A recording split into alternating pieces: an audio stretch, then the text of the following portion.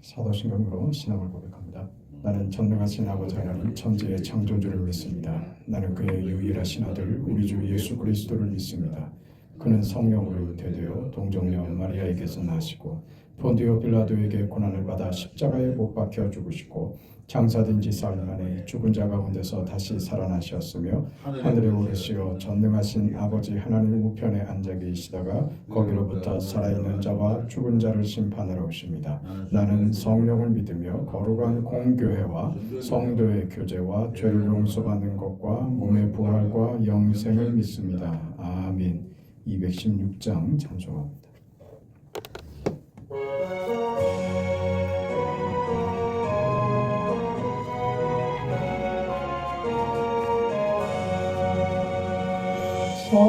성자의 귀한 몸 날 위하여 버리신 그 사랑 고마워라. 내 머리 숙여서 주님께 비는 날 나무어 주님께 바치리까. 지금도 날 위해 간구하신 이 옅은 믿음이 아옵나니 주님의 참사랑 고맙고 놀라워 찬송과 기도를 쉬지 않네. 주님의 십자가 나도 지고 신실한 믿음과 마음으로 형제의 사랑과 친절한 위로를 네게나 베풀게 하옵소서. 만 가지 은혜를 받았으니 내 평생 슬프나 즐거우나 이 몸을 온전히 주님께 바쳐서 주님만 위하여 늘 살겠네. 아멘.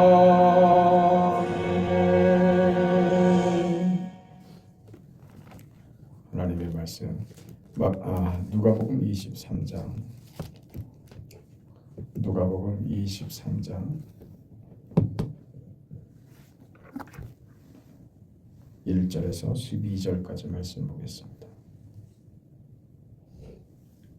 1절부터 12절까지 하나님의 말씀을 우리 함께 읽습니다.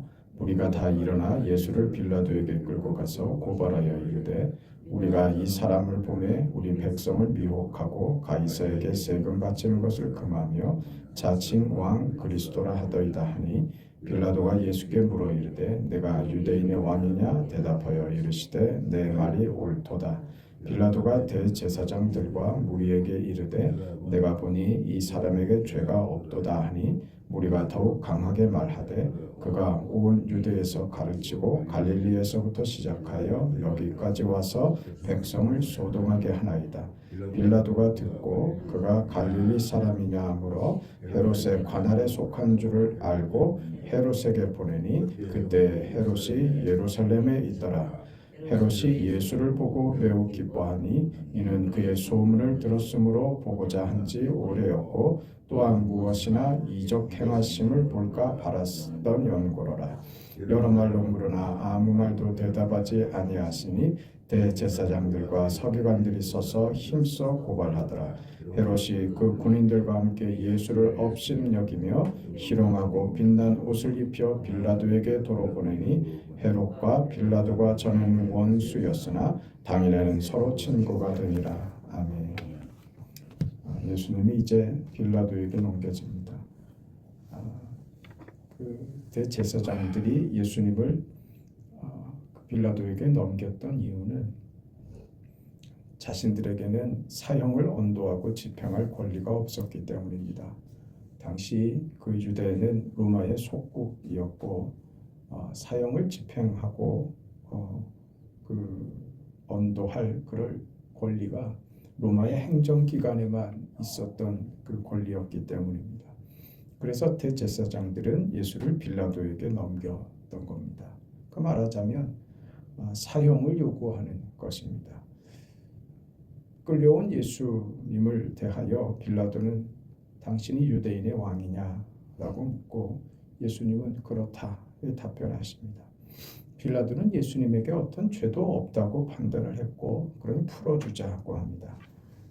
그러나 예수를 끌고 왔던 대제사장들과 또 합세한 무리들은 예수를 죽여야 한다고 강변하죠.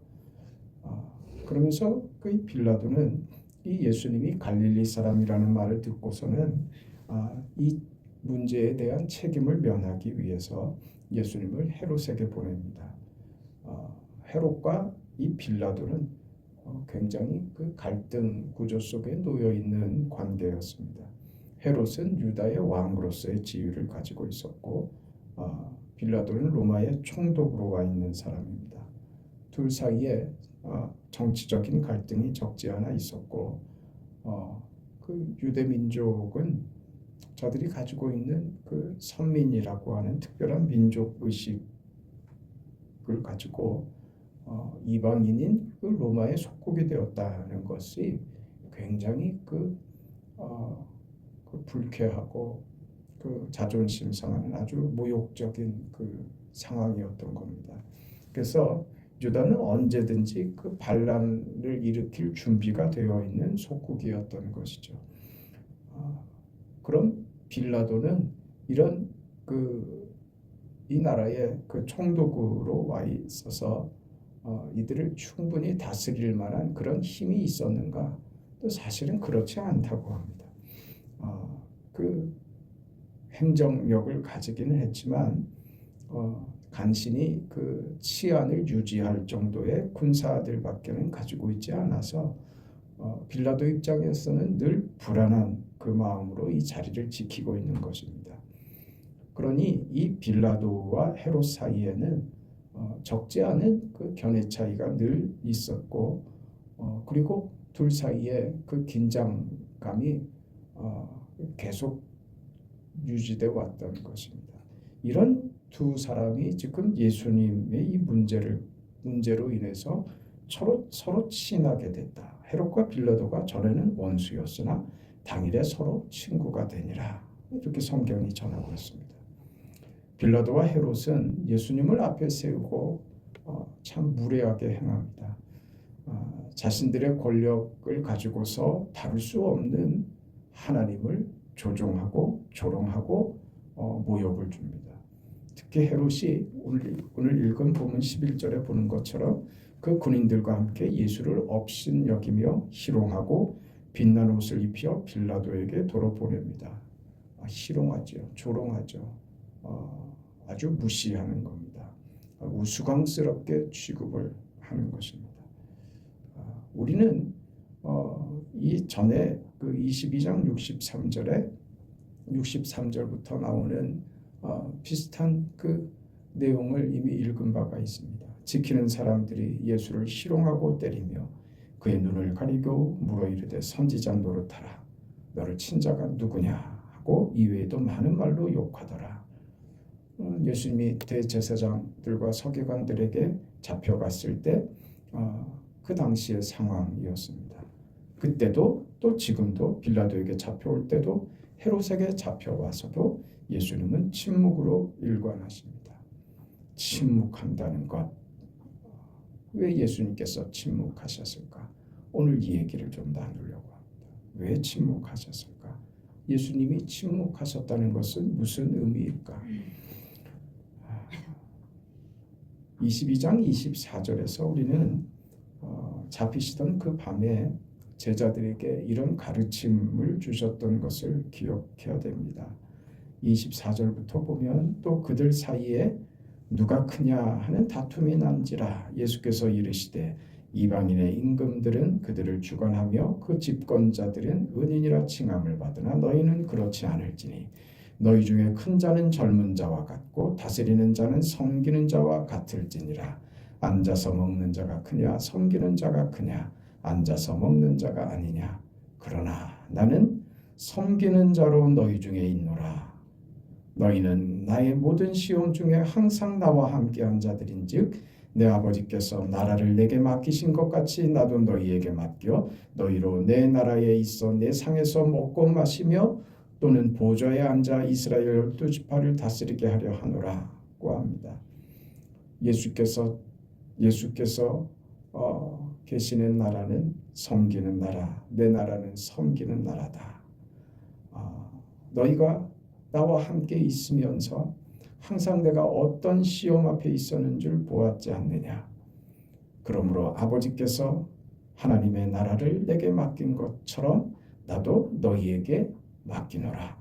그리고 이제 그 하신 말씀 그대로 세상 권세를 준 이들의 모욕적이고 왜곡되고 무지하고 거친 대접 앞에 서 있습니다. 침묵으로 서 있습니다. 예수님께서 이 세상 권력 앞에 서 있다고 하는 것은 하나님을 거부하는 세상 앞에 서는 것입니다. 왜요? 아버지에 대한 순종의 표시입니다. 하나님이 없는 곳에 서시는 겁니다. 하나님 없이 사는 곳에 하나님의 임재로 서 있는 것입니다. 그리고 그 자리에 서 계시며 그것을 침묵으로 싸매십니다. 아버지 앞에 순종하심과 하나님 없는 세상 앞에 하나님의 임재로 침묵으로 서 계신 것입니다. 침묵으로 그 자리에 서서 침묵으로 받아내시고 침묵으로 하나님의 임재하심과 하나님 아버지 앞에 순종하시는 모습을 보이시는 겁니다. 예수님께서 침묵하시는 그 자리에 오늘 우리에게 그 자리를 허락한다면, 오늘 우리가 그 자리에 서 있을 기회가 된다면 우리는 얼마든지 할 말이 많습니다. 너희가 무슨 짓을 하고 있는지 아느냐?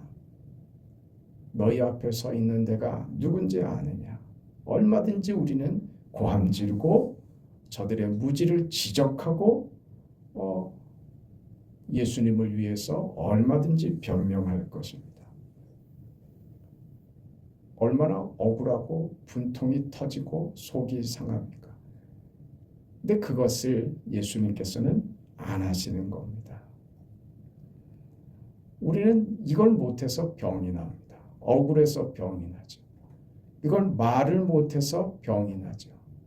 누구한테라도 내 억울함을 쏟아내고 싶고 상대의 잘못을 지적하고 상대를 충고하고 가르쳐서라도 이 상황을 바로잡고 싶죠. 그게 우리입니다. 그런데 주님께서는 그렇게 안 하시는 겁니다. 예수님이 지금 너희들 잘못하는 거다. 내가 누군지 아느냐?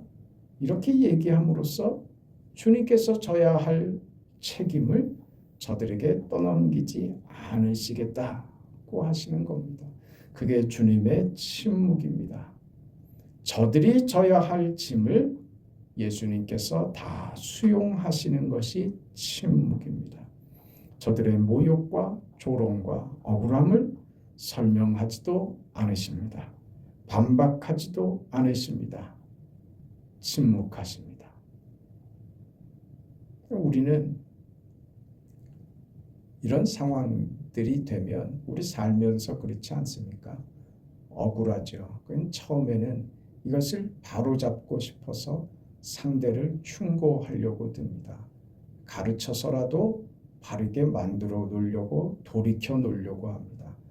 충고하려고 드는 그 우리의 마음에는 사실 내가 불편하기 때문에 충고하려고 듭니다. 상대를 바꿔놓으려고 하는 것은 내가 불편해서 그런 동기에서 시작하는 경우가 많습니다. 너 잘못하는 거 너 혼자 망가지는 거야 그렇다고 치지만 네가 잘못해서 그 파편이 내게 오게 하지는 마라. 내게 그 파편이 불똥이 떨어지게 하지는 마라. 이게 우리들이 가지는 첫 번째 마음입니다. 그래서 너를 위해서 하는 말인 것처럼 하면서 자신을 위해서 상대를 충고하죠. 상대라고 그걸 모를까요? 그러니 충고는 대부분 통하지가 않습니다. 들어주지가 않습니다. 바뀌어지지 않습니다. 그러니 그 다음에 화를 내죠. 화를 내죠. 안 바뀌어지니까, 속이 상하니까. 너 때문에 내가 힘들어. 그게 화를 내는 겁니다. 너는 도대체 어떤 놈이야? 그게 우리가 화를 내는 이유입니다. 너 때문에 내가 피곤하고 내가 힘들어. 너 때문에 내가 손해보게 생겼잖아. 그게 화를 내는 이유입니다. 화를 내다 안 되면요. 교묘하게 우리가 하는 거예요. 마지막 수단들이요. 웁니다. 나의 진심을 우는 걸로밖에 더 이상 확인시킬 게 없어서 웁니다. 운다는 건 뭐냐 하면 내 진심 보였다. 나는 내 마음을 이렇게 확인시켰다. 나에게 책임 묻지 말아라 하는 게 우는 겁니다. 우는 것이 내용이야 여러 가지가 있을 수 있지만 그게 어쩔 수 없어서 말이죠. 우리는 그 상황을 봐주고 참아내며 견뎌내며 할 그런 실력들이 없다고요. 어떻게 해서든 그거를 나에게 손해되고 나에게 피해되는 상황이 되어지지 않도록 상대를 어떻게 해서라든지 설득하고 위협을 하고 무슨 말로도 무슨 감정으로도 화를 내서라도 눈물을 보여서라도 상대를 바꾸어 버리고 싶고 이 상황을 바꾸고 싶은 것이 우리입니다. 억울하면 그렇죠. 억울하니까 울죠. 내 억울한 것을 알아주지 않는다고 울죠. 그 눈물로는 내 억울함이 해소되지 않습니다. 지금 예수님이 그걸 안 하시겠다는 겁니다. 뭐라고요? 왜 그거 안 하시겠다고요? 저들이 지금 저지르고 있는 이 상황, 그래서 내가 겪게 될 위험과 그 위험은 죽음이죠. 저들이 나에게 저들이 나에게 행하는 저 린치를 내가 다 받아내겠다고 하시는 겁니다. 저들의 잘못을 저들에게 돌리지 않겠다. 이 상황을 저들을 비난함으로 모면하려고 하지 않겠다. 이 책임을 내가 회피하려고 하지 않겠다. 그게 예수님의 침묵이다. 그겁니다. 저들에게 넘기지 않고 예수님은 나의 짐으로 그것을 지어내겠다. 십자가를 내가 지겠다. 거기에 그 위대한 일에는 말이 필요 없는 겁니다. 하나님의 뜻을 이루어가고 순종하며 살며 주님의 귀한 일을 이루어가는 성도의 삶에는 사실은 중요한 결정과 중요한 일에 중요한 결심에는 말이 필요 없는 법입니다. 내 아들을 번제로 바치라. 다음날 새벽같이 일어나 아들을 데리고 올라가는 아브라함처럼 말이죠. 의논하는 게 없습니다. 자신의 속을 털어놓고 속풀이를 하고 감정을 털어놓고 할 이유가 없습니다. 예수님이 그 길을 가십니다. 오늘 우리도 침묵해야 될 순간에 침묵해야지 될 자리에 침묵해야지 될 현실에 처하지 않습니까? 그럴 때가 있지 않습니까? 억울하다고 감정을 드러내면 억울하다고 말을 뱉기 시작하면 그건 고함이 되기 일쑤이고 그 감정은 분노가 섞이기 일쑤입니다. 상대를 위한다고 시작하는 거칠애가 속내를 다 들키게 되고 맙니다. 말이 필요 없는 순간이 우리에게 많이 있지 않습니까? 어떻게 우리가 우리 속을 다 드러내면서 살 수 있습니까? 어떻게 자기 하고 싶은 대로 다 하고 하고 싶은 말 다 하고 감정 다 드러내면서 어떻게 그렇게 삽니까? 감춰야 될 거 감추고 내가 감당해야지 될 일이라면 그거 말없이 침묵으로 감당해내는 거죠. 오늘 예수님께서 보이시는 겁니다.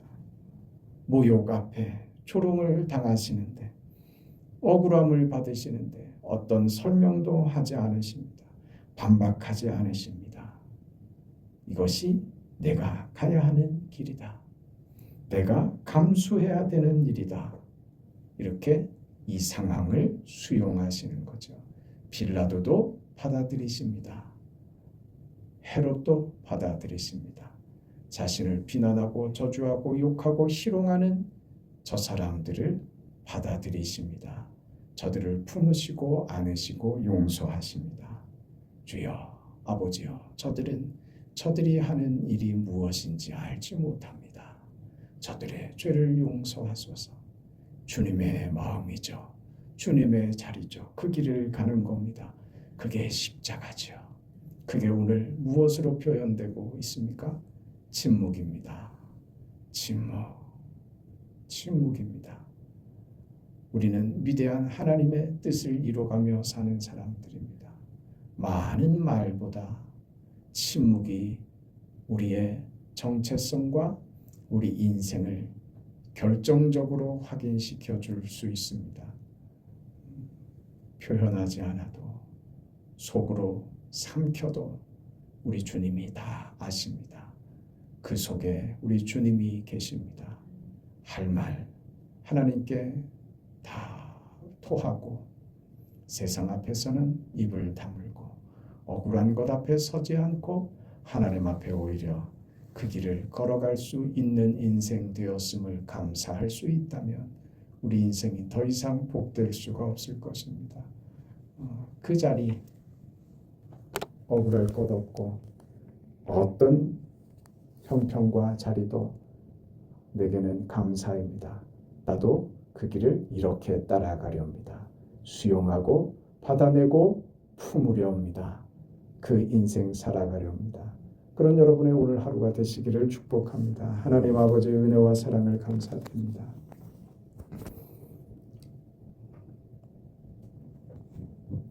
모욕 앞에 조롱당하심 앞에 희롱을 당하시면서 원수 같은 저들 앞에서 우리 주님은 무엇으로도 갚으려 하지 않으시고 저항하지 않으시고 침묵으로 다 받아내셨습니다. 그저 참아내시는 것이 아니라 악한 세상을, 죄악의 세상을 품어주시는 주님의 포용이며 따뜻함이며 저들을 안아버리시는 침묵으로 그렇게 행하셨음을 우리가 깨닫습니다. 우리도 그 인생을 살아갈 수 있도록 도와주시옵소서.